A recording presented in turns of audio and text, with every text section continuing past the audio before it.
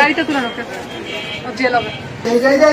কি এগুলো কি লাইভ, এগুলো লাইভ চলে, দই লাইভ চলতেছে, এগুলো গন্ধ সার দইয়ের মধ্যে। এ তো রোজ এটা বানাচ্ছ, তোমার লাইসেন্স তোমার অনুমোদন করতে হবে। তুমি কি কাজ করো? তো বন্ধ, তোমার তো জিনিসপত্র বিক্রি হচ্ছে ঠিক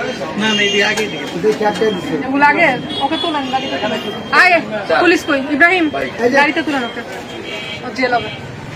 গাড়িতে তুলেন। একটা খাবারেরও কোনো মেয়াদ নেই। বন্ধ তো তুমি পুরো শাটার ডাউন করো না।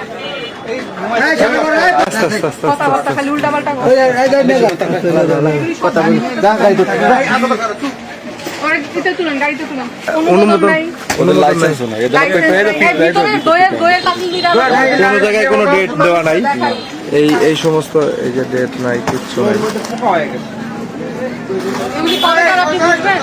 না না না, এগুলো তো এই জন্যই তো ম্যাডাম, এই ধরনের তো ম্যাডাম আরো অনেকগুলো হয়েছে শিবচরে।